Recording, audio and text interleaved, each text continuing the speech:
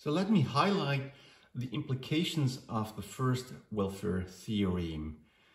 So the shortest sentence, the smallest nutshell I could find was that the first welfare theorem just is any competitive equilibrium is Pareto efficient.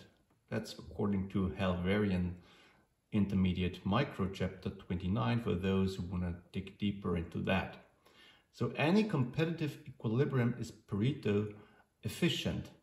And what you learn in the tutorial and in the sub-tutorial is to get familiar with the Edgeworth box. You're already familiar with the Edgeworth box from your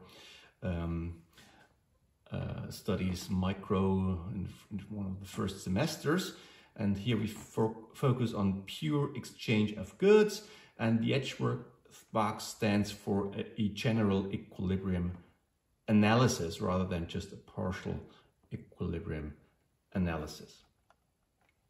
So as you know, I've just summarized the Edgeworth box now according to the assumptions you see here.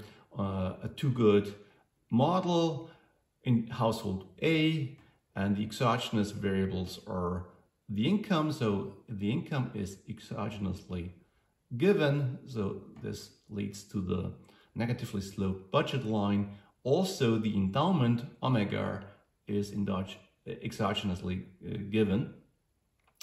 The same is true for household B. Income is exogenously given, and also the endowment is exogenously given, and then we derive the optimum. Both come together in the Edgeworth box, and point C is what we call the Walrasian equilibrium, the market equilibrium, or the competitive equilibrium. We can use these three equilibria interchangeable. So the Walrasian equilibrium, according to Léon Walras, a French economist, the Walrasian equilibrium in point C is Pareto efficient. And what does that mean? Well, it means that there is an efficient allocation of resources, meaning that it is not possible to reallocate resources in such a way as to make one person better off without making anyone else worse off. Also, a nutshell definition of the Pareto efficiency idea according to Varian Microeconomic Analysis, chapter 17. So that's another book, the Microeconomic Analysis. And last but not least, the contract curve, which is a Pareto set or a Pareto efficient set of allocations. So these are all Pareto efficient allocations. So the interesting thing is here that the outcome depends on the original distribution of endowments, omega.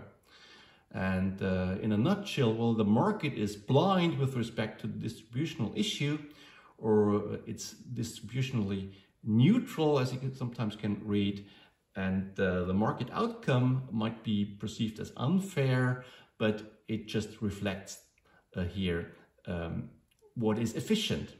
So here we just talk about efficiency and we ignore the distributional issue. This will play a role in the second welfare theorem.